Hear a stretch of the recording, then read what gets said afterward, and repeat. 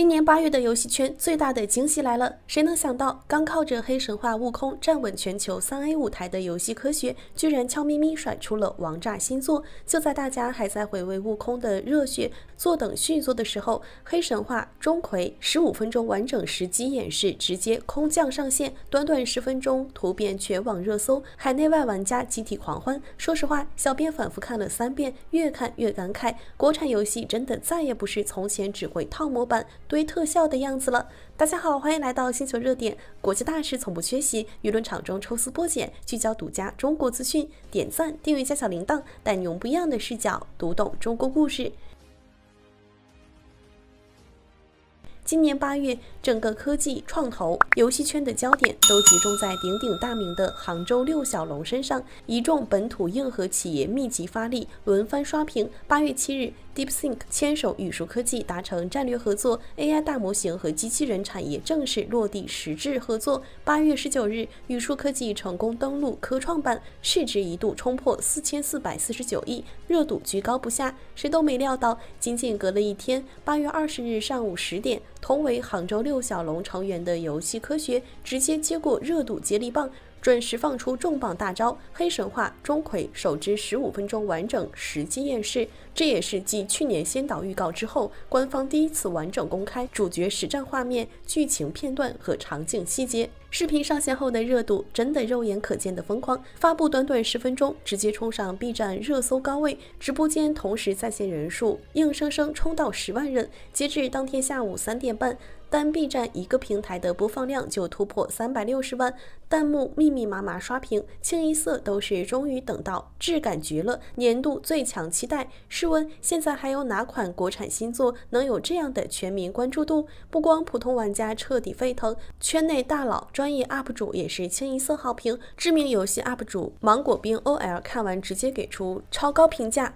只用一个字总结全程观感：酱。直白点说，就是远超预期的能打，独一档的3A 美术精度完全不输国际顶级大作。评论区里玩家的真实反馈更是真实，大家纷纷感慨这实际画面真的太能打了，动作衔接丝滑自然，打斗手感厚重真实，完全没有僵硬的模板感，谁看了谁迷糊。最能证明含金量的是它的热度早就冲出了国门，火遍了海外。TGA 创始人杰夫·基斯利亲自在海外社交平台转发这段实际视频，短短时间斩获数万浏览量，海外玩家彻底坐不住了，评论区全是清一色的出必买，甚至有人直接提前预定2029年度最佳游戏，能让挑剔的海外玩家主动买单。提前封神，足以见得黑神话钟馗的品质有多能打。很多人好奇，这段15分钟的演示到底强在哪里？为什么能轻松刷屏全网？核心就是他不玩花架子，全是实打实的技术突破和细节打磨。首先最直观的就是画面渲染，这次制作团队真的是迎难而上，主动挑战了游戏行业公认的渲染难题。玩游戏懂建模的朋友都知道，阴天没有强烈主光源，光影对比很难拉开，所有场景细节都会平铺暴露，一丁点瑕疵都会无限放大，特别考验制作功底。前作黑神话悟空为了规避这个难题，大都采用强光日照场景，靠光影对比掩盖细节短板。但这一次，游戏科学直接正面硬刚，放弃炫技光影，全靠材质纹理、草木细节、水体折射这些硬实力撑场面。均匀的天光笼罩山谷，层叠绿荫，自然地貌细腻到极致，每一处细节都经得起放大细看。这种敢于突破自我、不走捷径的态度，真的太圈粉了。战斗系统的升级也是让人眼前一亮，这次主角弃棍用剑，整套剑法招式厚重利落。格挡、反击、挥剑、突进的节奏干脆利落，没有多余动作。尤其是12分22秒的核心战斗片段，打击感直接拉满，被无数玩家反复截图、循环观看。很多玩家看完后感慨万千。从悟空到钟馗，仅仅1年多的开发周期，技术迭代的进步肉眼可见。美术总监杨奇也坦诚分享了最新的开发思路。现在团队主打狂堆基础动作数据，全覆盖动作衔接帧，运镜全程保持克制，坚决杜绝摆拍感和舞台感，让每一个动作、每一场打斗都更真实、更自然。值得一提的是，制作团队全程听取玩家心声，主动整改前作短板。杨奇专门发文回应了大家吐槽最多的空气墙问题，直言空气墙的问题看似简单，实则错综复杂，想要彻底解决，意味着团队要在场景碰撞、地图可达性、角色动画适配上下足苦功，足以看出满满的诚意。同时，新作还会优化叙事演出，摒弃生硬的舞台感，不让角色端着说话，让剧情表达更自然真实。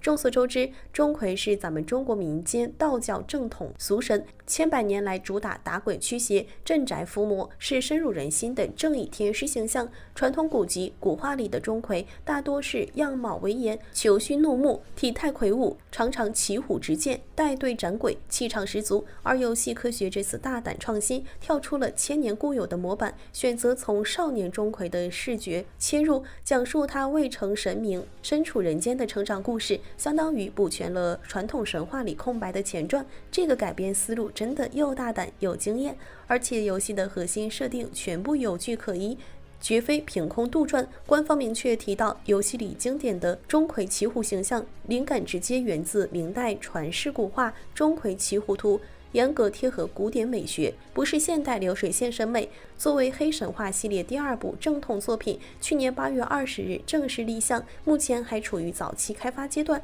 能在1年多的时间打磨出这样的实际效果，放在整个国产游戏圈都是天花板级别的存在。要知道，前作《黑神话：悟空》作为首款国产3A 大作，耗资超3亿成本，全球销量逼近3000万份，流水将近90亿，彻底打破了国产3A 的空白。但也正因悟空的热度退去，今年上半年国内主机市场一度陷入低迷，缺少爆款新作接力。而这次黑神话钟馗的实际曝光，加上即将发售的影之刃灵，直接盘活了整个国产3A 市场，给整个行业注入了全新信心。那这次的实际演示里藏着哪些普通人看不懂，但细品全是典故的神仙细节呢？首先就是主角的配件造型大量参考明代云之阁7星金刚如意剑，虽然剑身7星纹路没有直观展示，但 UI 蓄力槽的星象纹路引雷特效完美呼应了道家罡气接引天地之力的设定。后续2技能剑引惊雷、踏步结印、蓄力引雷的动作完全贴合正统道家术法设定，严谨度可见一斑。然后是场景和怪物设计，几乎每一个角色、每一处画面都能找到古籍出处。